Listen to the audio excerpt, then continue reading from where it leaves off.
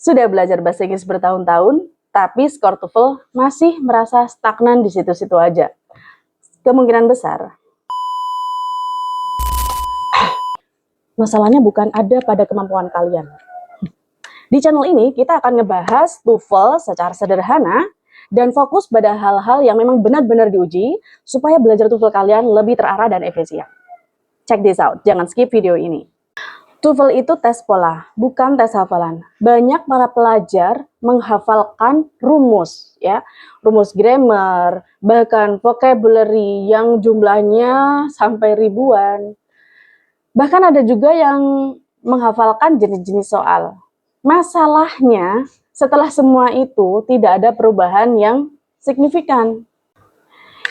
Ini bukan karena mereka tidak pintar, tapi TOEFL tidak bekerja dengan cara seperti itu. Maka dari itu, kita harus memahami tes pola dalam TOEFL. TOEFL menguji bentuk yang berulang, bukan pengetahuan yang acak. Di bagian struktur misalnya, semua soal terlihat berbeda.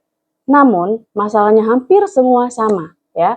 Entah di dalam kalimat ini sudah punya subjek atau verb yang jelas, entah di dalam kalimat ini strukturnya sudah sejajar. Bahkan ada kalimat yang sebenarnya bagian itu tidak perlu. Kalau tes TOEFL itu hafalan, maka yang diuji di dalam soal TOEFL grammarnya itu akan berbeda-beda. Namun kenyataannya, grammar yang diuji di dalam tes TOEFL ya itu-itu aja. Yang beda itu cuma model kalimatnya doang. Inilah alasan kenapa dua orang dengan kemampuan grammar yang berbeda tapi bisa mendapatkan skor TOEFL yang hampir sama.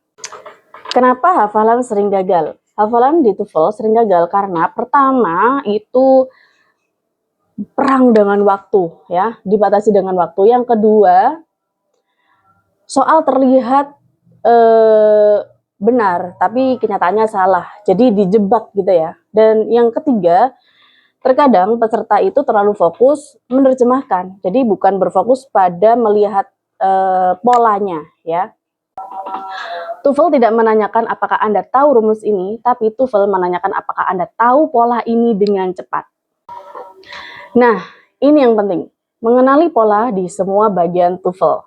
Pertama, listening. Untuk pola di listening di dalam TOEFL adalah listening TOEFL bukan mengenai mendengarkan semua kata, namun mengenali pola informasi penting dan jebakan.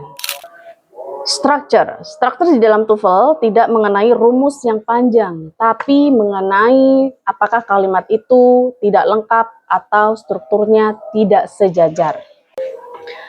Reading di dalam TOEFL bukan tentang membaca semuanya, tapi membaca pola pertanyaan dan letak jawabannya.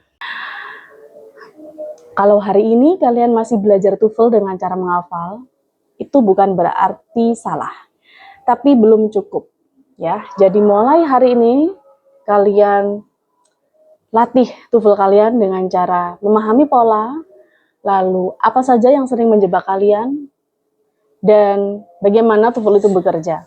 I can't wait to see you around guys, karena di video berikutnya kita akan mulai ngebahas pola soal TOEFL yang sering banget muncul dan kenapa pola ini sering banget ngejebak para peserta. Dan buat kalian, silahkan subscribe kalau ingin belajar TOEFL lebih masuk akal, dan kita akan mulai pelan-pelan dengan benar. Cheerio!